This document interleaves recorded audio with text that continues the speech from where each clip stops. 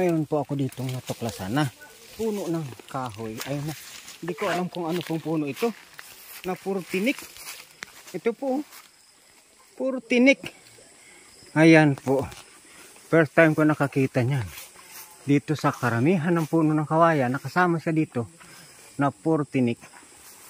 Ayan, kami po ay aakyat na dun. Dito po nang gagaling sa mga puno ng kawayan na ito ang libreng tubig. At ito naman po ay bulubundukin. Kayo ba ay nagtiya sa probinsya? Alam nyo ba itong puno na ito na sasabihin ko sa inyo at ipapakita sa inyo? Itong puno na ito ay sobrang liit naman. Pero ito naman talaga ay sobrang lalaki ng dahon. Ayan po, na halos hindi ka na makita sa lalaki ng dahon. Yan po ang aming payong noong kami ay nag-aaral pa. Kapag may isa ka po ng dahon na ganito, ay hindi ka na mapapatakan ng ulan. Dahil sa mahirap lang ang buhay noon at ang ating mga magulang ay wala rin naman pong kaya na magpaaral sa akin noon. Hindi na po ako naghangad ng ano pang luto. Ito po, itong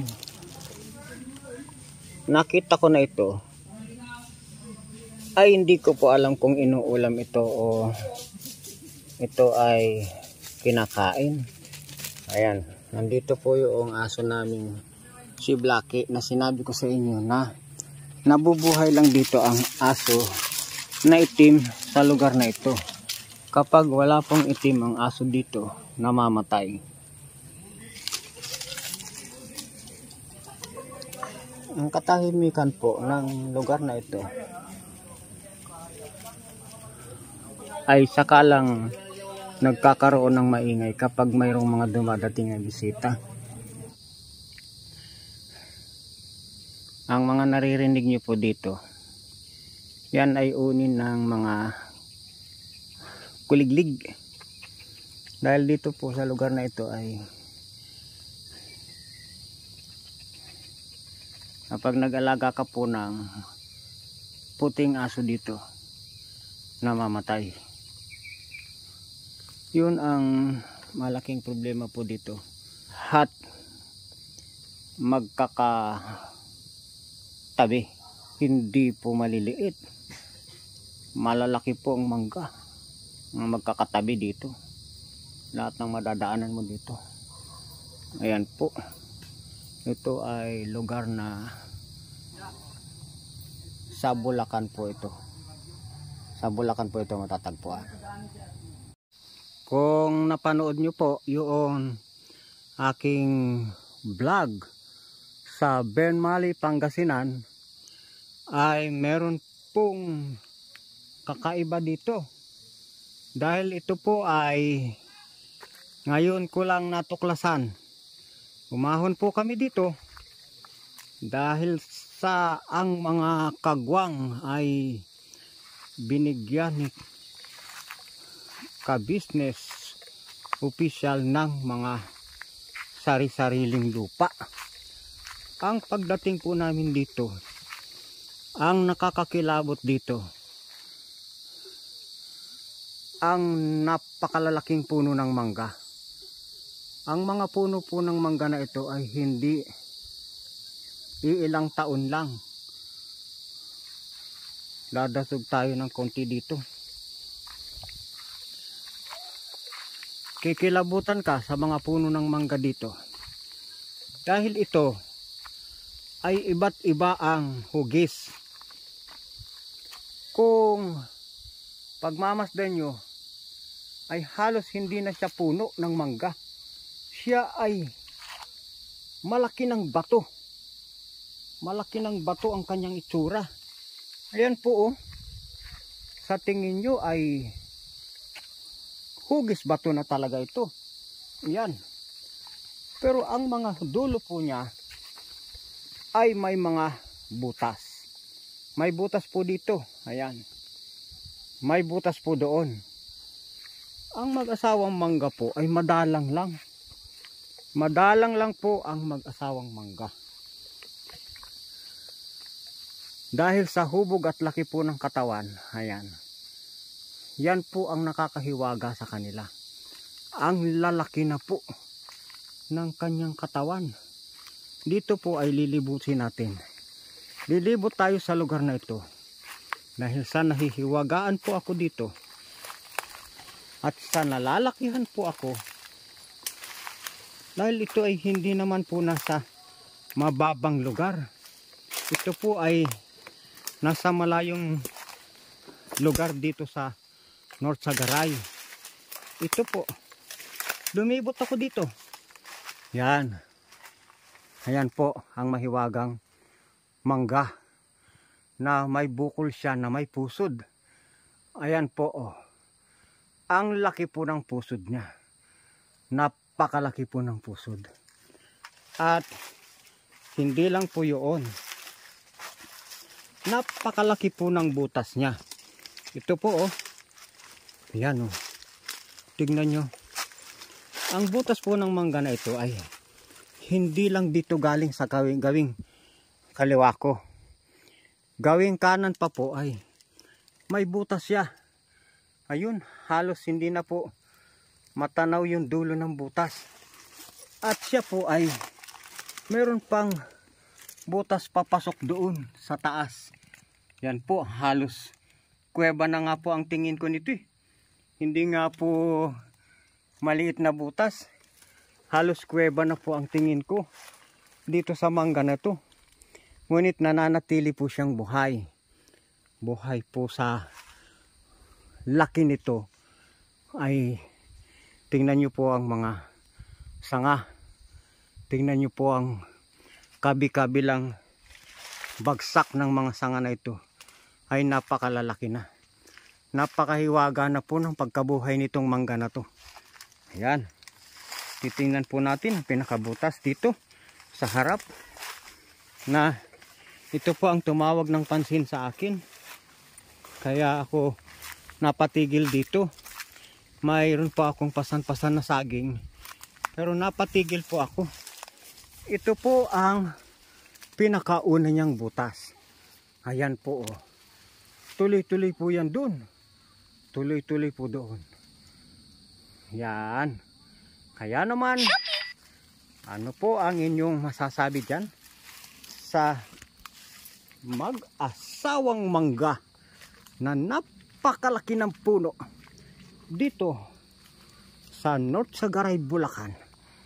Dito po yan. Ngunit ang pagitan po niya ay ginagawa pong daan. Kung napanood nyo po yung aking vlog sa Benmali, Pangasinan, ay meron pong kakaiba dito. Dahil ito po ay ngayon ko lang natuklasan.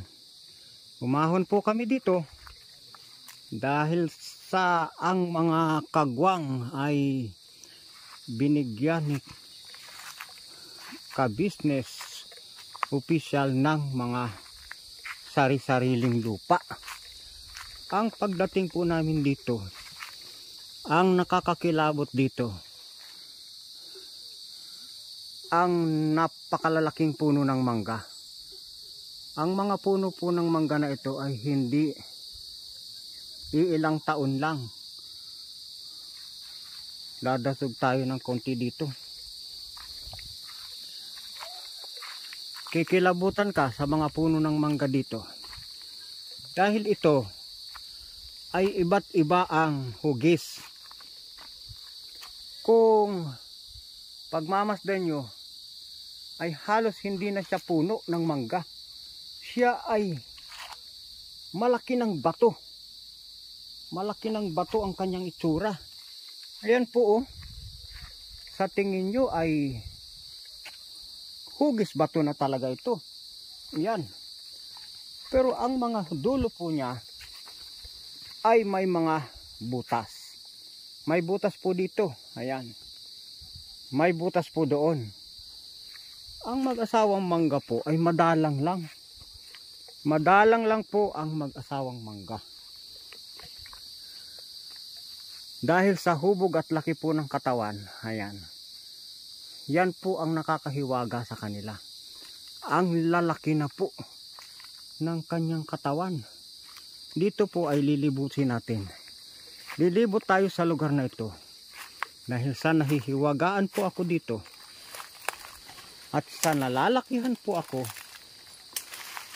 Dahil ito ay hindi naman po nasa mababang lugar. Ito po ay nasa malayong lugar dito sa North Sagaray. Ito po. Lumibot ako dito. Yan. Ayan po ang mahiwagang mangga na may bukol siya na may pusod. Ayan po oh. Ang laki po ng pusod niya. Napakalaki po ng pusod. At hindi lang po yun. Napakalaki po ng butas niya. Ito po oh. Ayan oh. Tignan nyo.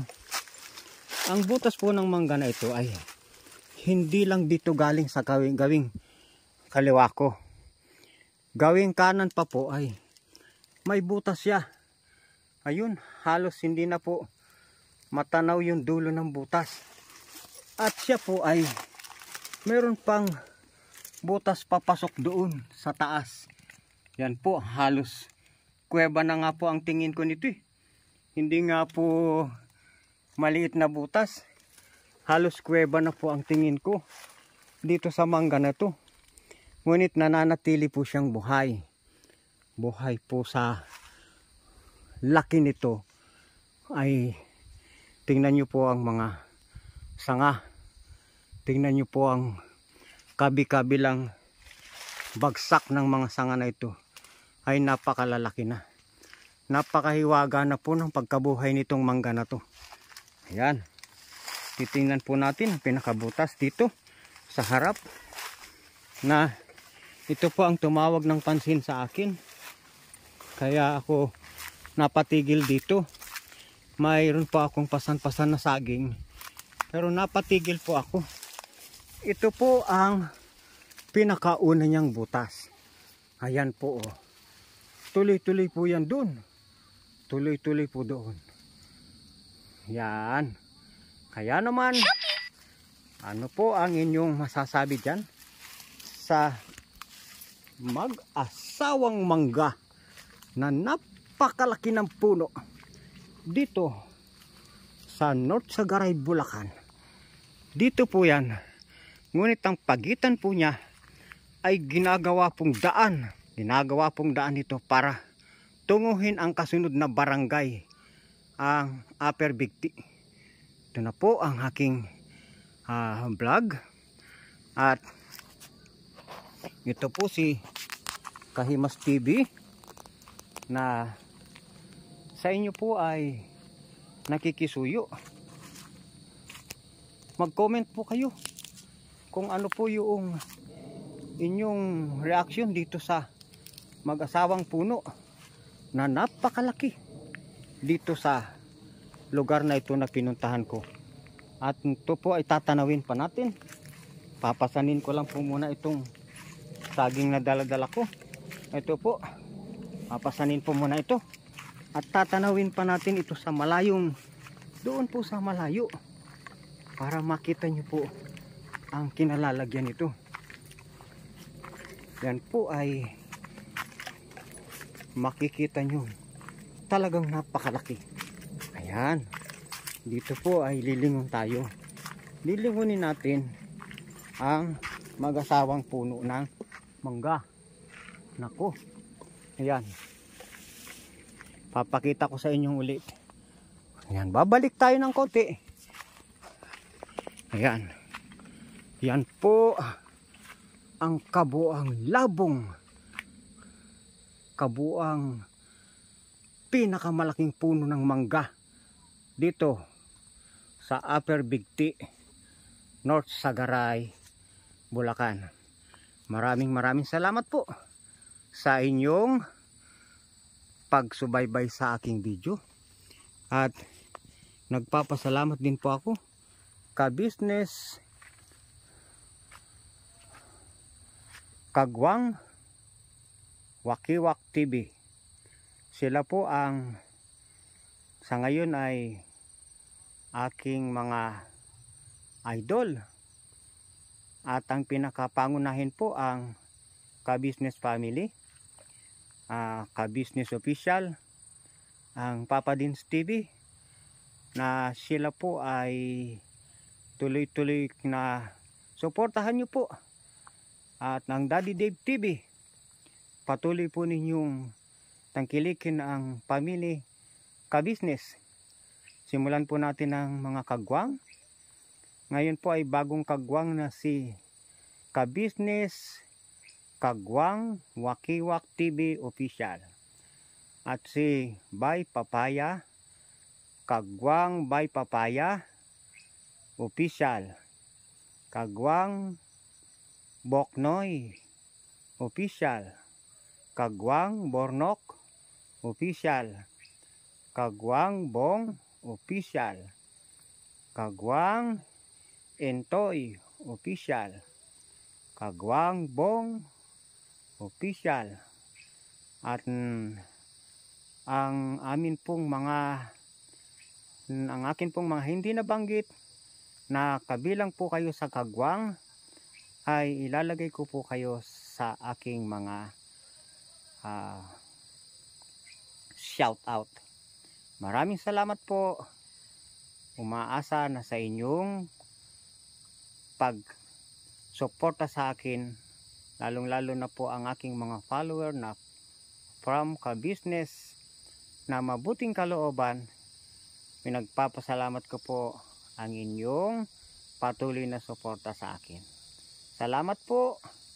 Paki-share, paki-like, paki-comment po. At malaking tulong po yan sa amin. Doon po ay makakatulong tayo sa mga nangangailangan. Kahimas family po, sumasaludo sa inyo at nagpapasalamat. At nagpipray po na sa bawat kasipagan nawa tayo ay magtagumpay. Salamat po.